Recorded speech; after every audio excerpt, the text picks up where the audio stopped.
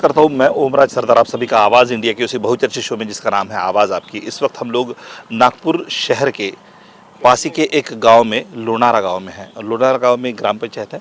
यहाँ के लोगों से यहाँ के विषय के बारे में या फिर देश में जिस तरह के का वातावरण चल रहा है उस वातावरण के बारे में यहाँ के लोगों से चर्चा करते हैं।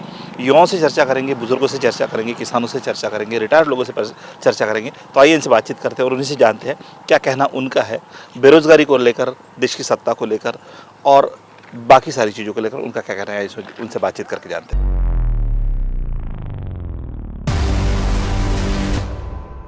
क्या लगता है आज की पढ़ाई जिस तरह से महंगी हुई है तो एक सामान्य इंसान को क्या वो पूरा पा रही है?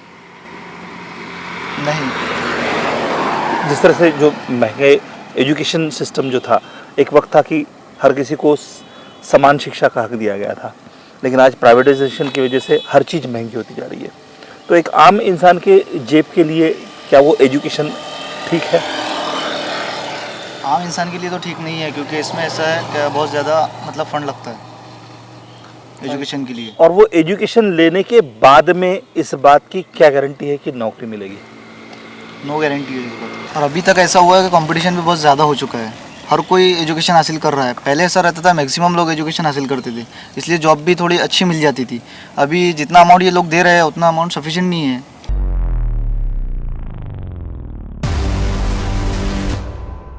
इसके लिए ऐसा एक्सपीरियंस चाहिए, और एक्सपीरियंस जब तक नहीं मिलेगा जब तक कोई कंपनी मतलब अप्लाई हम जो कर रहे हैं तो वो कंपनी जॉब नहीं दे रही है कि एक्सपीरियंस मांग रही है। और जब कंपनी जॉब नहीं देंगी तो एक्सपीरियंस कहाँ से आएगा? और सबको एक्सपीरियंस चाहिए अभी। बिल्कुल। जब तक आप कंपनी हमारे को मतलब मौका नहीं देंगे करने के लिए, जब आप आपकी तरफ काम करेंगे, जब हमको एक्सपीरियंस आएगा। आप काम नहीं देंगे तो एक्सपीरियंस कहाँ से आएगा हमें? तो कोई भी कंपनी मतलब पहले कैसा है, मतलब हमें फ्रेशर को अप्लाई करने के लिए मौका देना चाहिए कि हमारा काम कैसा है, कैसा काम करते हैं। उसके बाद हमें एक्सपीरियंस मिलेगा तो जब जाके हमें कोई और कंपनी अप्रोच करेंगी, मतलब बुलाएंगे अपनी तरफ के भाई आ जाओ। लेकिन जिस तरह से आजकल कंपनियों में लोगों को जॉब मिल रहा है, या फिर फ्रेशर्स की बात अगर हम लोग करते हैं, सीनियर्स की अगर हम लोग बात, एक्सपीरियंस होल्डर्स की अगर हम लोग बात करते हैं, और जिस तरह से कोरोना के बाद का जो समय निकला हुआ है, तो कोरोना में जिन लोगों का सैलरी अच्छा खासा था, कोरोना के बाद वो आधे पे आ गया। तो क्या लगता है कि आप लोगों को अगर जॉब भी मिलता है तो वो क्या अमाउंट का मिलेगा? क्या वो सेटिस्फाइड रहेगा? नहीं, बिल्कुल भी सेटिस्फाइड नहीं रहेगा, क्योंकि जो लोगों का मतलब पेमेंट ऑलरेडी पहले जो फुल था वो हाफ हो गया है। तो हमें लोगों को क्या मिलेगा? मतलब 10-12 हज़ार रुपये में क्या हम मतलब क्या सेटिस्फाइड होंगे उसमें? घर पे क्या देंगे और खर्चे क्या करेंगे उसमें? यकीनन कुछ भी मतलब सेटिस्फाइड मतलब पैसे नहीं मिल रहे आज तक कंपनी में। कहीं तो भी एक 10 साल पहले जब हम लोगों ने सत्ता परिवर्तित की थी तो हमें एक बहुत बड़ा सपना दिखाया गया था कि हर साल करीब 2 करोड़ लोगों को रोजगार दिया जाएगा। यस बिल्कुल। ऐसा कुछ रोजगार तो देखने मिला नहीं कि मतलब जो बच्चे पढ़ाई करके निकल रहे हैं तुरंत में जॉब मिल गई या कहीं कंपनी उनको सेटल हो गए, ऐसा कोई अभी तक दिखा नहीं कि जो मतलब बस जिनकी पढ़ाई स्टडी कंप्लीट हुई जॉब मिल गया। कम से कम बहुत टाइम लगता है, 5-6 साल बेरोजगार घूमना पड़ता है, उसके कहीं जाके 10-15 हज़ार रुपये की जॉब मिलती है, वो भी कहीं मेहनत करने के बाद। वैसा तो आज तक देखा नहीं कि मतलब अभी मेरी पढ़ाई हो गई है लेकिन अभी कोई जॉब मिली नहीं है अभी तक के। क्या कंप्लीट किया? डिप्लोमा हो गया मेरा फार्मेसी में। डिप्लोमा हो गया। डिप्लोमा के स्टूडेंट इतने हो गए ऑलरेडी और कंपटीशन भी इतना है कि जॉब भी कहीं है ही नहीं। कहीं है नहीं। कहीं बात अगर गवर्नमेंट जॉब की करते हैं तो गवर्नमेंट जॉब में सर वैकेंसी नहीं निकल रही है इतनी। मतलब गवर्नमेंट में 4-5 साल में एक बार वैकेंसी निकालती है, वो भी ज़िले में 20-30 वैकेंसी निकलती है एक डिस्ट्रिक्ट में, और उसमें हज़ारों बच्चे मतलब अप्लाई करते हैं। तो कहाँ से मतलब एक तो वैकेंसी ज़्यादा चाहिए ना, फिर उसके लिए सीट जो है वो कम रहती है, वैकेंसी ज़्यादा रहती है, ज़्यादा मतलब अप्लाई करने वाले लोग ज़्यादा ज़्यादा रहते हैं। लेकिन कहीं तो भी मतलब हम लोग ये भी देख रहे हैं कि एक समय हुआ करता था कि 50 और 100 रुपए का एप्लीकेशन फॉर्म आता था। और आज उस फॉर्म की कीमत 1000 और 1500 पे चली गई है। तो मतलब क्या स्टडी करने के लिए पहले उसको सोचना पड़ रहा है। मतलब मिडिल क्लास इंसान तो मतलब कर ही नहीं पा रहा आजकल। बहुत मेहनत करके मतलब घर वाले पढ़ाते हैं, लेकिन पढ़ाने के लिए पहले बहुत कुछ सोचना पड़ता है, कितनी फीस हो पाएंगी कि नहीं हो पाएंगी देना घर वालों से। कि कई उस कॉलेज में ऐसा है मतलब कि इंस्टॉलमेंट के लिए टाइम भी नहीं मिलता है। तो मतलब बहुत प्रॉब्लम जाती है आजकल के मतलब पढ़ाई मिडिल क्लास वाला आम इंसान की बात नहीं तो है। मान लीजिए अगर आप अभी आपका डिप्लोमा कंप्लीट हुआ और मान लीजिए किसी कारणवश, अभी कितने साल हो गए डिप्लोमा कंप्लीट करके आपको? मेरा इसी साल हुआ है। इसी साल हुआ। मान लीजिए और 2-3 साल अगर आपको, मान लीजिए कि 2-3 साल किसी कारणवश अगर आपको जॉब नहीं लगता है, तो प्रधानमंत्री जी ने एक सुझाव दिया था कि एजुकेटेड लोग पकौड़े तल सकते हैं, तो क्या आपकी वो तैयारी रहेंगी? नहीं, फिर मैं क्या फायदा मतलब पढ़ाई करके इतना, फिर मेरे को पकौड़े। प्रधानमंत्री जी ने बोला है ना ये बात कि अगर जॉब नहीं तो हम लोग पकौड़े भी तल सकते हैं, और पकौड़े तलना कोई गलत बात तो है नहीं।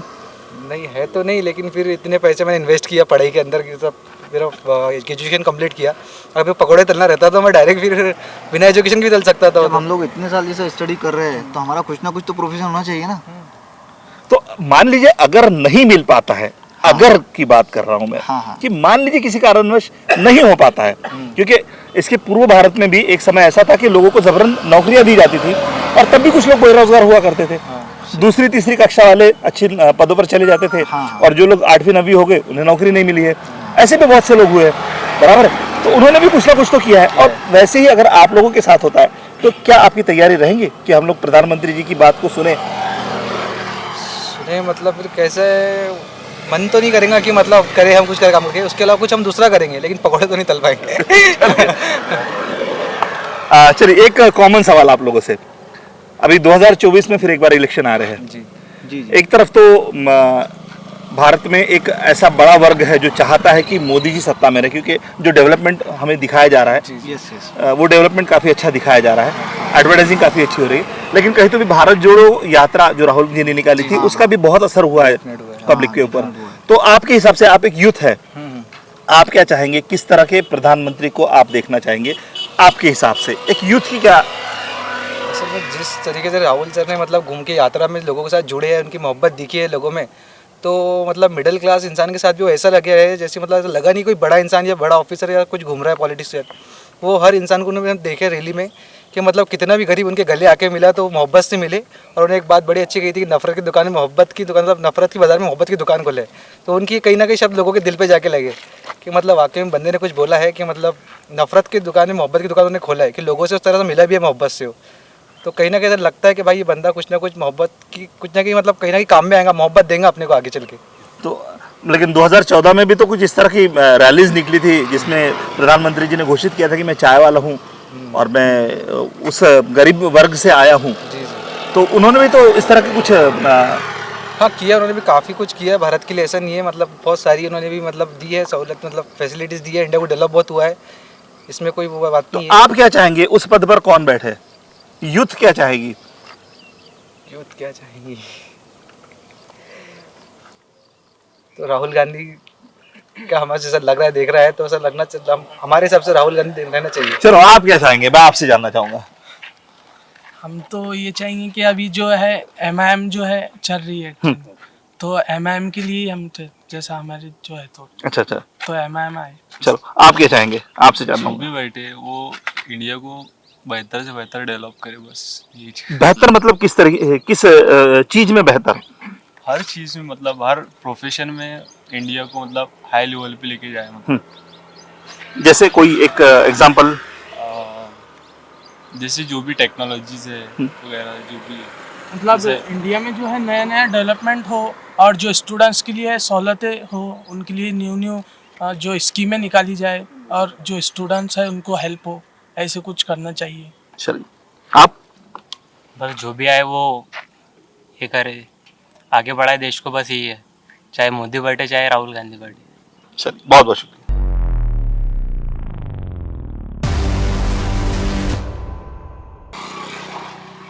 सर आप क्या करते हैं? मैं सेल्फ एम्प्लॉयड हूँ। सेल्फ एम्प्लॉयड है, तो बात एम्प्लॉयमेंट की ही करते हैं आपसे। तो पिछले 10 सालों में जिस तरह से सत्ता परिवर्तन हुआ और एम्प्लॉयमेंट की जो बात चली थी कि मोदी जी ने कहा था कि हम लोग सत्ता में आने के बाद, बीजेपी सत्ता में आने के बाद हर साल 2 करोड़ लोगों को रोजगार दिया जाएगा। तो क्या लगता है आपको, रोजगार के बारे में आपके क्या विचार है? क्या वाकई में लोगों को रोजगार मिल रहा है? अगर लोगों को रोज़गार मिल रहा होता तो आपको क्या लगता है ये अनरेस्ट क्यों हो रहा है इतना? यूथ जगह जगह पे यूथ क्यों डेमोन्स्ट्रेशन दे रही है, लोग क्यों भटक रहे हैं इधर उधर? ठीक है, दैट सिंपली मीन्स ना कि लोगों के पास रोज़गार नहीं है। रोज़गार जिनके पास होता है, मैं भी एम्प्लॉयड था पहले, MNCs में रहा मैं 28 साल।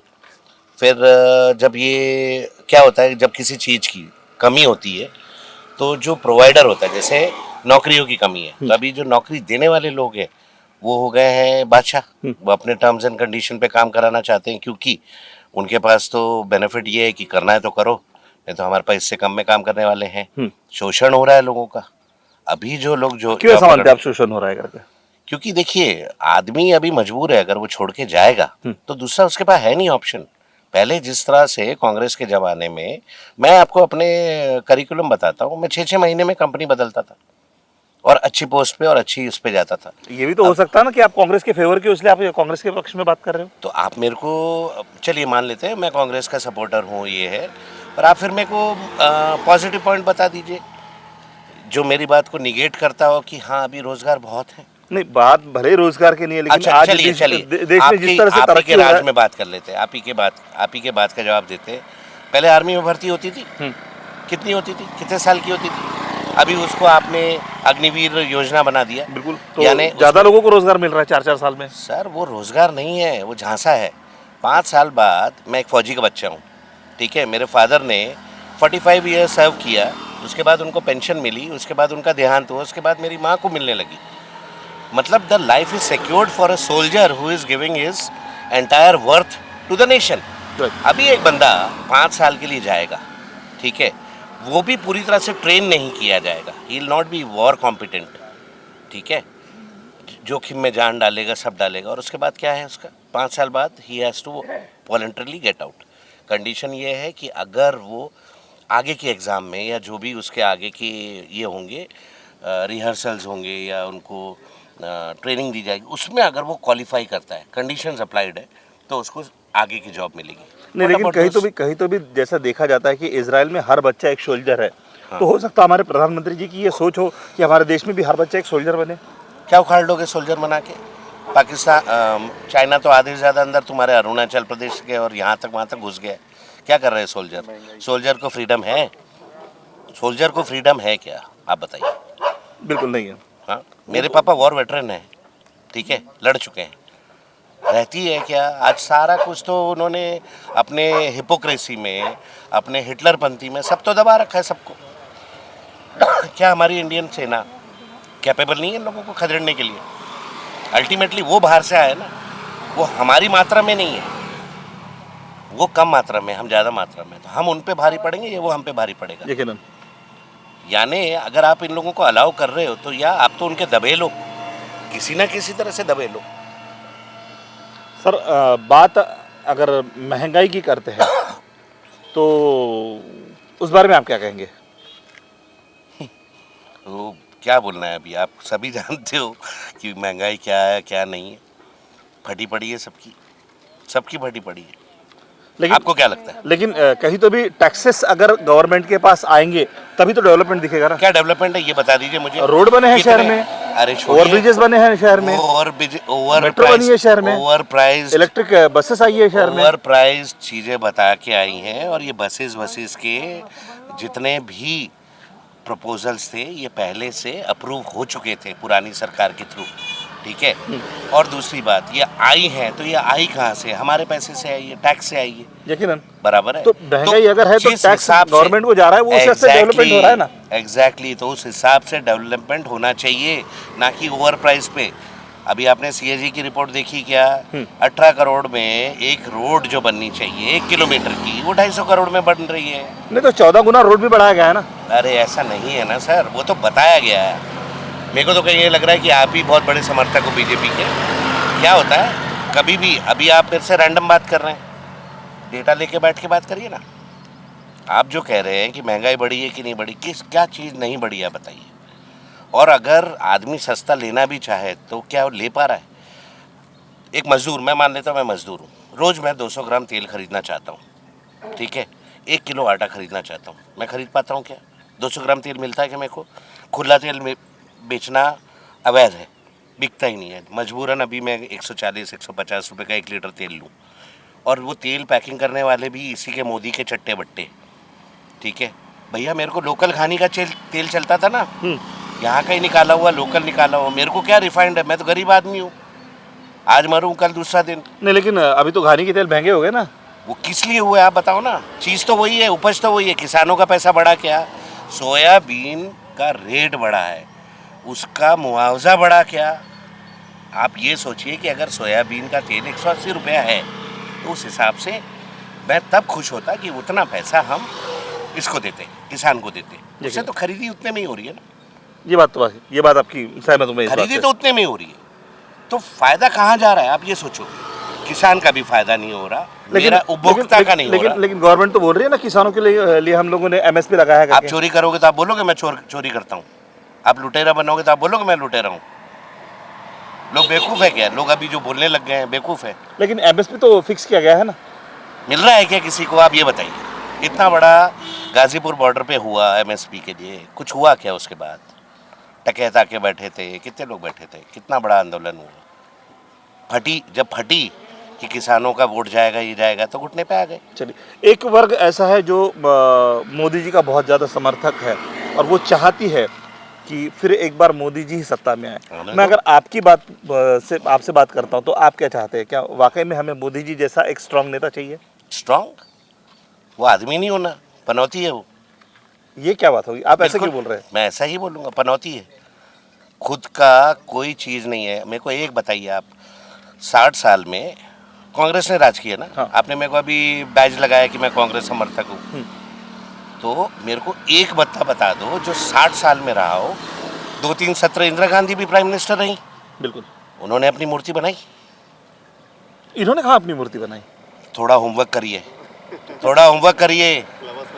अभी लवासा में प्राइवेट फंडिंग दिखा के बना रहे हैं। लवासा में क्यों मूर्ति बन रही है? Lavasa was a disputed area, वो इको जोन था, उसको पास करवाया गया। लवासा का झोल भी पकड़िए। अगर आपको झोल अपने पास कराने हैं, वॉशिंग मशीन है अपनी बीजेपी, क्यों आप ऐसा मानते हैं? पूरा वॉशिंग मशीन है। हमारे यहाँ के बहुत सारे लोग धुल के आए वहाँ पे, नेता लोग। तो कल वहाँ तक- से तो उनको क्लीन चिट मिल रहा है हाँ, ना। क्लीन चिट मिलता है। अपनी बचानी है तो इनके साथ जुट जाओ। देखो भैया, एक कमज़ोर कुत्ता जब देखता है ना कि 4 कुत्ते मेरे पे भारी पड़ेंगे, तो वो उस कुत्ते की झुंड में शामिल हो जाता है। समझदार को इशारा काफ़ी है। यकीनन। बाकी मैं तो और कुछ नहीं आपके बोलूँगा। हिसाब से 2024 का जो इलेक्शन है वो किसके पक्ष में जाना चाहिए? अक्ष पक्ष छोड़ो, अभी आज वोटिंग करा लो महाराष्ट्र में, बीजेपी नहीं आती। आज करा लो, अगर आज कराते हो।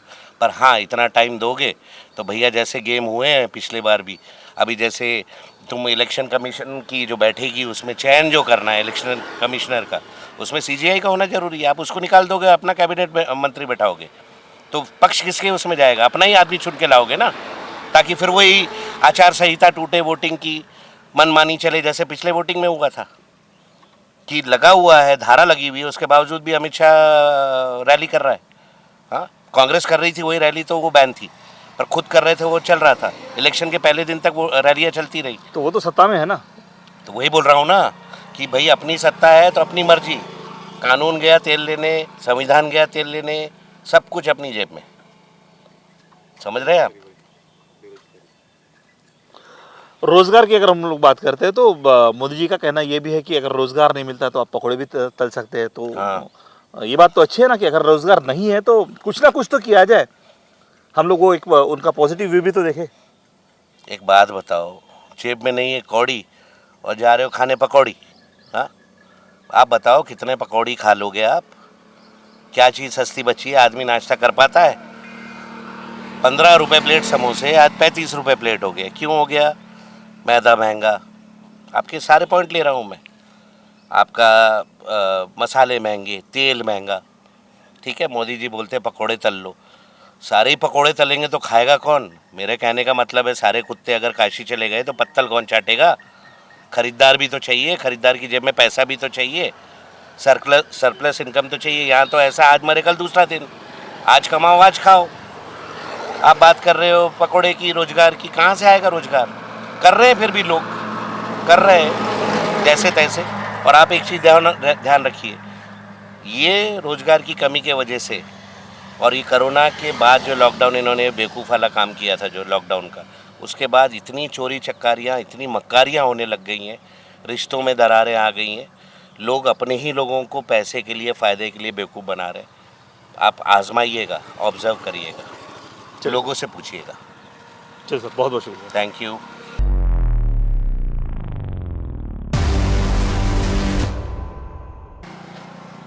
तुमच्यापासून सुरुवात करू ना. किती वर्ष झाली तुम्हाला रिटायर होऊन? 8 वर्ष. एक काळ होता की भारतामध्ये लोकांना धरून नोकऱ्या दिल्या जात हो होत्या हो त्यावेळेस होत्या. त्यावेळेस. हो हो आम्ही 82 भरती आहे. अच्छा अच्छा. हो. आणि लोकांना नोकऱ्या सहज मिळत होत्या. सहज मिळत होत्या. आज परिस्थिती अशी आहे की जे शिक्षण घेतलेले लोक आहेत हो ते बेरोजगार आहेत. खाली खाली आहे, बेरोजगार होऊन पडले आहे. हा. हो एकीकडे- त्यावेळेस आम्हालाही म्हणजे 3 वर्ग शिकलेला माणूस आम्ही. अच्छा. आज त्यावेळेस कृपा बना आता त्यावेळेसचा काळाच्या हिशोबानं आज काळाच्या हिशोबाने त्यावेळेस नोकरी लागून गेली. बरोबर. हो मग आज जे ग्रॅज्युएशन झालेले आहेत, हो. तुमची मुलं असतील, तुमच्या हो. मुली असतील, हो. कदाचित शेजारच्यांची मुलं हो, असतील, राहते. आज त्यांना नोकरीचा अभाव पडत आहे. पडत नाही. काय कारण असेल याच्या मागचं? आता काय गव्हर्नमेंटचं आहे ना, गव्हर्नमेंट काय घेऊनच नाही राहिली. पण आपण पंचायत- जेव्हा सत्ता परिवर्तन केली होती 2014 मध्ये, हो तर सत्ता परिवर्तन मध्ये आपल्याला हे सांगण्यात आलं होतं हो. की दरवर्षी 2 करोड नोकऱ्या निघतील. पण ते घेऊनच नाही राहिलं कोणी. काहीच नाही, काहीच नाही करून नाही राहिले. नुसतं आश्वासन देऊन राहिले. आश्वासन शिवाय काहीच नाही होऊ शकत. नुसतं आज म्हणजे 70 माणसं लावतो, 80 माणसं लावतो, पण एकही माणूस नाही लावत. काहीच नाही करून राहिले. ही बाब तर तेवढीच खरी आहे. पण असं देखील म्हटलं जातं की ग्रामीण क्षेत्रासाठी हे सरकार खूप चांगलं काम करत आहे. काहीच नाही करून. कोणती सरकार का करून राहिले आमच्या इकडं? काहीच नाही. कास्तकाराला पैसा नाही देत. काय कास्तकारी काही पडून आहेत. कास्तकाराला पाण्याची व्यवस्था नाही आहे. नेर नाही आमच्या गावाले. या आमच्या गावात तर घाट सुद्धा नाही आहे. एवढं गाव आहे सगळ्यांनी. मग मरण पावलं तर मानकापुरे जावं लागते इथून. मसन घाट नाही आहे. मग याबद्दल ग्रामपंचायतीमध्ये कधी ग्रामपंचायती झोपली आहे. झोपलेली आहे का बरं? भेटला जगाच नाही आहे म्हणते. स्मशानाला जागा नाही आहे. हो आज एवढी आबादी जागा राहून आता कुठं कुठं आबादी जागा आहेत, पण जागा आहेच नाही म्हणते. पैसा आला तो वापस गेला पण जिल्हा परिषदने. स्मशानाचा. हो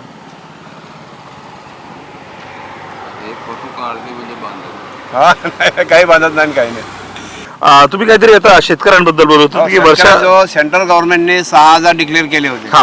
का आमच्याकडून सेंट्रल गव्हर्नमेंटकडून एका हरेक कास्तकाराच्या खात्यामध्ये 6,000 रुपये येईल. वर्षाला.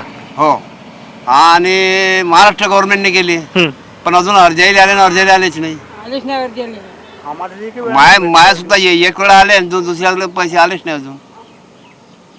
माझ्याजवळ 4 एकर वावर आहे आता, पण तिचेही पैसे नाही. पण तुम्हाला पेन्शन मिळत आहे ना? माझ्या मुलाचं आहे ना, माझं जोडी आहे. मुलानं घेतलं माझ्या आधार एकच एकड होत, मी तर इकडून पार केला आहे. माझ्याजवळ काही नाही राहिला.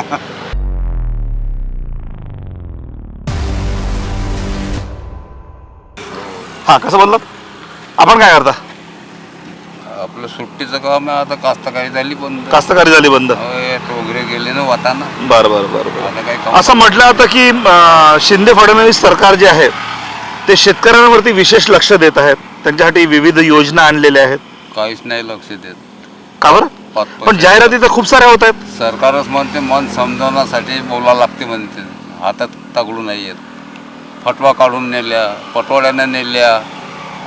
पैसाच नाही सरकारपाशी कास्तकाराला द्यायला. पण सडका बनत आहेत, मेट्रो बनत आहे, काहीच नाही बनवून राहिलं. त्याच्यासाठी पैसा येतो आणि शेतकऱ्यांसाठी तुम्ही म्हणता पैसा नाही म्हणून. देतच नाही ना. मन समजावणं म्हणावं लागते म्हणते कास्तकाराचं. हो म्हणा लागते म्हणते. पैसा नाही देत. घर पडलं तर घरासाठी सँक्शन झाले, तेही पैसे गेले वगैरात. मग काय किती सँक्शन झाले होते? 60,000 60,000. मग ते भेटले नाही. गेले हवा खाले वरच्या वर. दिलेच नाही म्हणते साहेबांना. मनातल्याच माणसानं खाऊन टाकली तर आमच्यापर्यंत पोहोचलेच नाही. मग का त्या सरकारचं गावात मग तुम्ही असं कसं म्हणता की तुमचे पैसे सँक्शन झाले म्हणून? असं कसं म्हणता तुम्ही सँक्शन झाले म्हणून? सँक्शन झाले म्हणजे हो म्हणण्यानं पहिले हो म्हणल्यावर नाही म्हणणार आहे का? तिथे अंदरच्याच माणसानं खाऊन टाकले. आलेच नाही इकडं. आता पटवड्यानं खास फटवा नेल्यानं काढून मोबाईलमध्ये. मग द्यायला नाही पाहिजे का? साहेब असं आहे, सेंट्रल गावाची गव्हर्नमेंटने 6,000 गावाची कास्तकाराच्या नुकसान खात्यामध्ये झाली आम्ही गारपिटीनं पाठवतो. तर ते बी नाही. असं पराठीची म्हणलं आहे. नुकसान झाली ते बी नाही. तर सरकार का म्हणून राहिलं का मन समजा ना पुरतो हो म्हणा लागते म्हणते. मग कुठं पैसा पोहोचला इकडं कास्तकाराला. आणि मग निवडूनच्या येत मग असा करते, हात जोडते. निवडून द्या म्हणते आम्हाला. पुढची भेटले का हरपले गरीब माणसाच्या नावावर. मग तरी देखील आपण त्यांच्या आमिषाला पडतो, ही आपली चुकी नाही का? कोणाची आमची का गव्हर्नमेंटची चुकी कोणाची? हे जे निवडून येणारे लोक असतात ते निवडून यायच्या आधी खूप सारे आमिष दाखवतात हां आणि त्या आमिषाला आपण बळी पडतो ही चुकी आपली नव्हे का? आता चुकी म्हणजे झाल्या तर घे बा इलेक्शन आलं तर मार ठप्पा. घरी बसून का करायचं बा? आता नाही, गावातले ठप्पा लोकं मारायलाच पाहिजे ना. आपण. मग पण तुम्हाला असं नाही वाटत का आपण निवडताना योग्य माणूस नाही निवडला? तो कोणता बी योगी निवडून तर सोयी तसाच आहे. खुर्चीवर गेला म्हणजे तो राजाच बनते. तो चपराशीत नाही भेटू देत त्याच्या संग अशा गोमाळ सरकारमध्ये.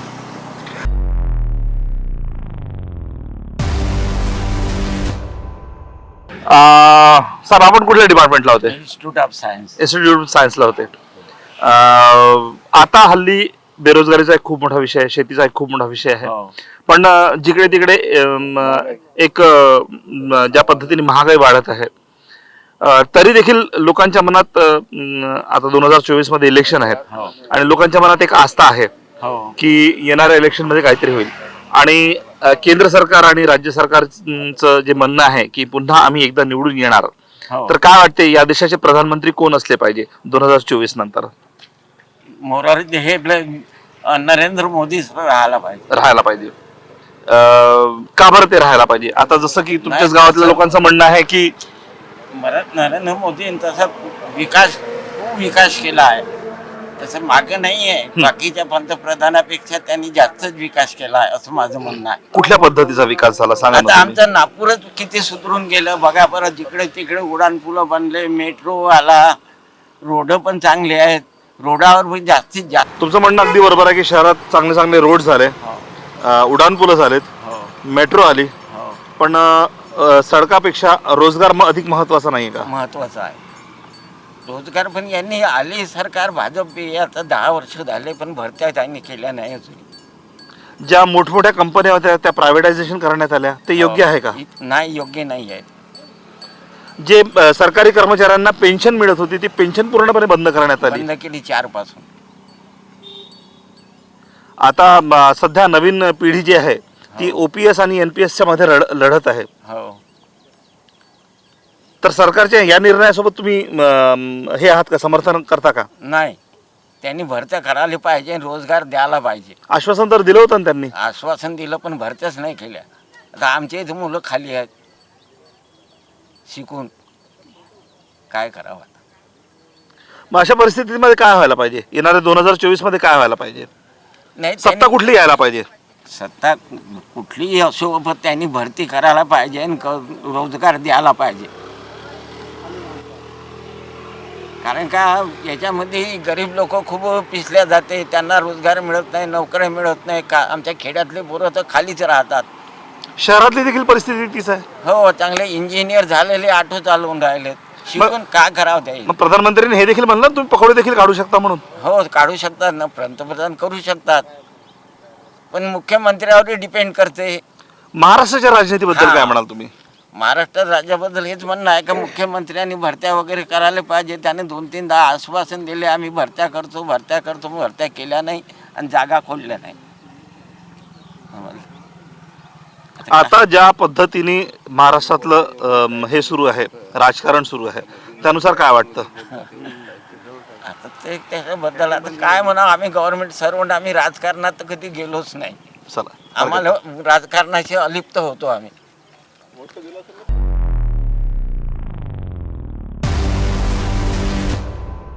आपण अधिकार आहे. कास्तकार आहात आपण.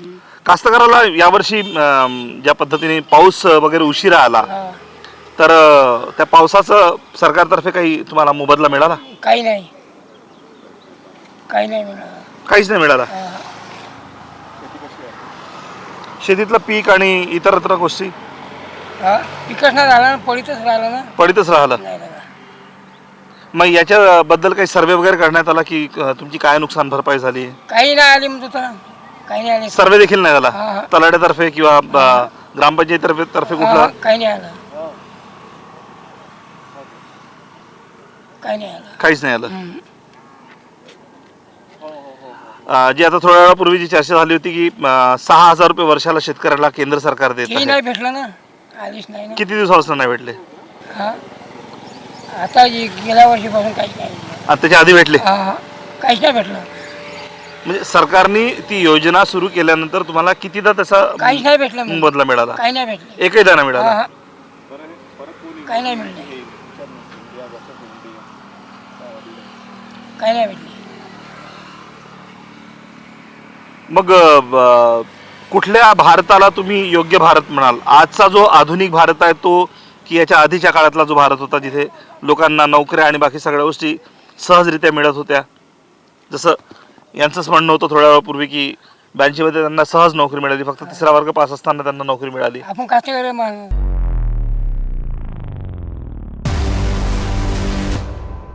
आता तुम्ही बस आता कुठं काम जमते कसे आता म्हातारपणात आता आम्ही म्हटलं का जे 60 वर्षावाले पेन्शन मिळते हा सरकारकडून हा आता 70 वर्ष झाले तरी पण एकही वेळा नाही भेटला आणि त्याला म्हणावं सरकार कोणत्या डिपार्टमेंटला होते तुम्ही?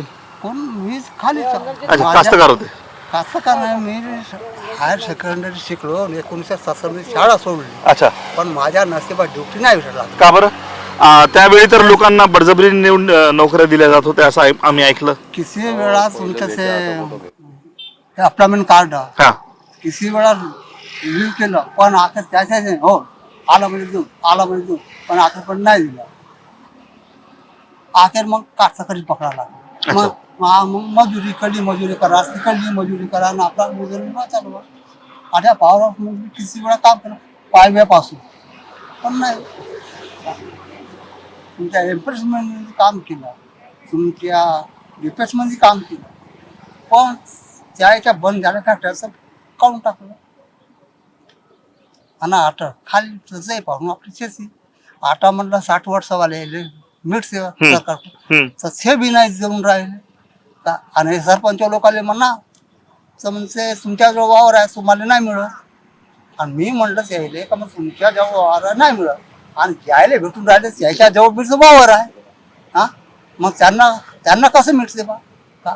पण ते बी नाही मिळत एकही पैसा. बरं, जर आपण देशाचा विचार करतो म्हटलं की सध्या देशात ज्या पद्धतीने सत्तेचं वातावरण जे सुरू आहे, तर एकीकडे एक कल लोकांचा आहे की मोदीजी योग्य प्रधानमंत्री आहेत आणि दुसरीकडे भारत जोडो यात्रेचा प्रभाव असा पडला की लोकांचा कल राहुल गांधींकडे वाढला. तुमच्या मते 2024 मधलं जे इलेक्शन राहील तर तुमच्या मते सत्तेत कोण यायला पाहिजे किंवा प्रधानमंत्री या पदावर तुम्ही कोणाला बघू इच्छिता? माझं म्हणणं असंच आहे की जो चांगले कामं करावं त्यालाच निवडून द्यायला पाहिजे आणि त्यानंच यायला पाहिजे. चांगले म्हणजे कुठल्या पद्धतीने चांगले कामं, कुठले तुमच्या हिशोबाने कोणते कामं चांगले आहेत? जसं लोकांना कोणचं कायची गरज आहे कोणचं काही आहे अशा प्रकारचे यांनी काम करायला पाहिजे. हो, पण तशाच माणसाला निवडून द्यायला पाहिजे. नाही, पण असं देखील म्हटलं जातं ना की मोदीजी जेव्हापासून आले तेव्हापासून भारतात चांगले चांगले रोड झाले, उड्डाण पुलं झाले आणि मेट्रो झाले. हा हे मोदीचे हातावरच झाले. हा, पण कुठेतरी मोदीजींनी ज्या गोष्टी म्हटल्या होत्या की 15 लाख देण्यात येतील, 2 करोड लोकांना रोजगार देण्यात येईल, स्वास्थ्य संबंधित चांगल्या सुविधा देण्यात येईल, वृद्धांवरती विशेष काळजी घेतल्या जाईल किंवा शेतकऱ्यांवर विशेष लक्ष दिलं जाईल, तर या पद्धतीचं कुठलंही दिसलं नाही दृश्य. नाही काहीच नाही. त्यांनी म्हटलं होतं देश बिकने नाही दूंगा. आता म्हणजे लोकांना हर खात्यावर कास्तकाराला पैसे मिळते पण हे काय कास्तकाराला काहीले भेटतेच ना काय काय मिळतच नाही. मग गेले कुठं बाकी लोकांचा पैसा? पण त्यांचं म्हणणं होतं ना की थेट शेतकऱ्यांच्या खात्यात पैसे येतील, तर मग यायला पाहिजे ना. कारण कुठेतरी मोदीजींचं म्हणणं होतं की काँग्रेसची जेव्हा सत्ता होती तेव्हा मधले लोक खूप जास्त पैसा खायचे आणि शेतकऱ्यांपर्यंत पाहिजे तेवढा पैसा पोचत नव्हता का. मग आता जर ऑनलाईन झालेलं आहे सगळं, थेट शेतकऱ्यांच्या खात्यात येत आहे, मग तुम्ही असं कसं म्हणू शकता की तुमच्या खात्यात नाही आले म्हणून? काही लोकांना मिळून राहिले पण आम्हाला एकही वेळ नाही भेटला इतके वर्षापासून. आम्ही बी कास्तकारच आहो ना. ज्याला मिळाले त्याला मिळून राहिले आणून राहिले. मग अशा परिस्थितीमध्ये देखील तुम्हाला वाटते की मोदीजीच पुन्हा यायला पाहिजे? मग काय करायचं आता आपलं जीवनात राहिलं किती 1 वर्ष आज गेलं उद्या मेलं झालं. चल, धन्यवाद.